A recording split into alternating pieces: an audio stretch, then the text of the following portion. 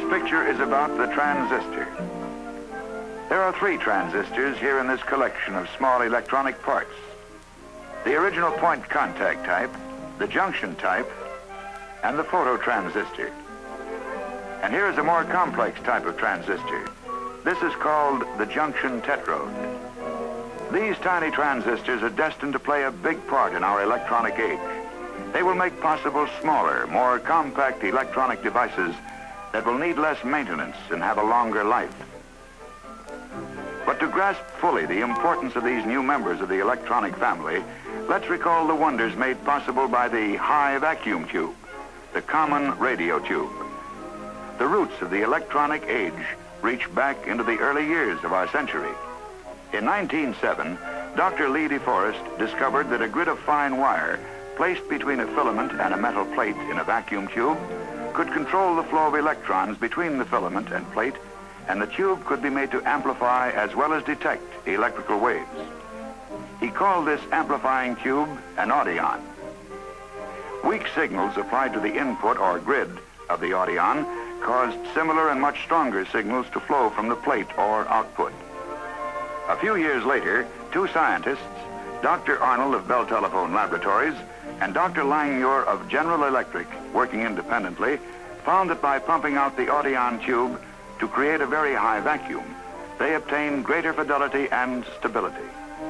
Here is one of the first high vacuum tubes that started us on the way to the wonders of our electronic age.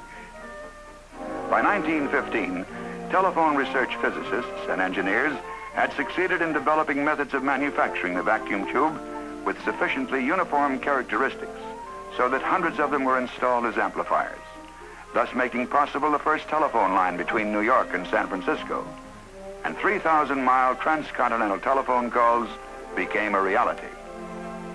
This same year, 1915, at Arlington, Virginia, telephone engineers hooked together 500 vacuum tubes to generate enough radio power to send the human voice across the Atlantic for the first time in history.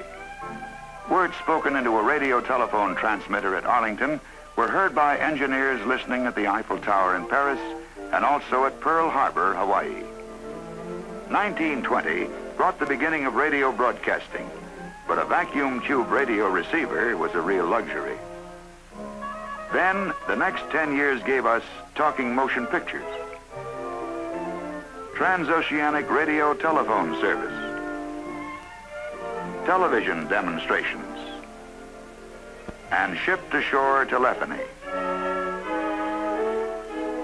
With our electronic age in full swing, the coaxial cable, the cathode ray tube, the iconoscope, and the image orthicon, aided by hundreds of more conventional vacuum tubes, gave us television, radar for war, radar for peace,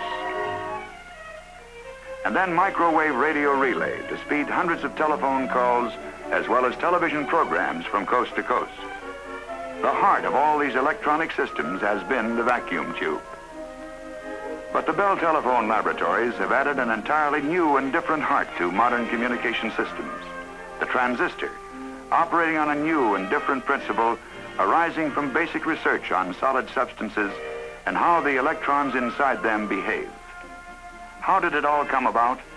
Well, doctors Shockley, Bardeen, and Bratton and their associates at the Bell Telephone Laboratories were working on a problem in pure research, investigating the surface properties of germanium, a substance known to be a semiconductor of electricity.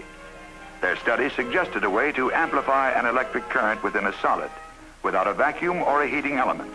And after months of calculations, experiments, tests, the transistor was born. The transistor, a new name, a new device that can do many of the jobs done by the vacuum tube and many the tube can't do. Let's see how the transistor and tube measure up. First off, the vacuum tube is power hungry. While a tube like this generally demands a watt or more of electricity, a millionth of a watt is enough for the transistor. Even a makeshift battery of moist blotting paper wrapped around a coin can power a transistor.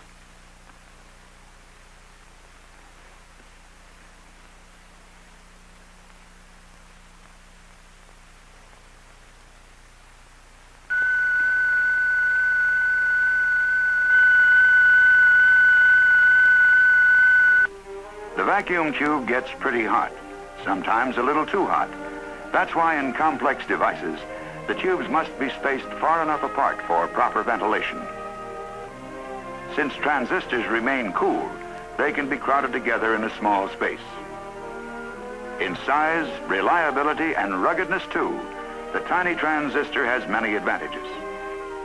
And research goes on to make it still more useful.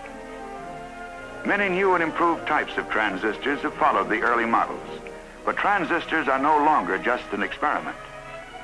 Here, they are being produced at the Allentown, Pennsylvania plant of Western Electric, the manufacturing and supply unit of the Bell system. Different types for different purposes. The Bell telephone people have lots of jobs lined up for them. Jobs based on the transistor's ability to amplify speech sounds in this way. This is how my voice would sound over a 75-mile telephone line that has no amplifying device. Now, with a transistor amplifier in the line, my voice is amplified so that you can hear me distinctly. This, for example, will mean that in isolated farmhouses, far from central exchanges, the transistor, right in the telephone, will make it easier for the farmer to hear and be heard on his rural telephone.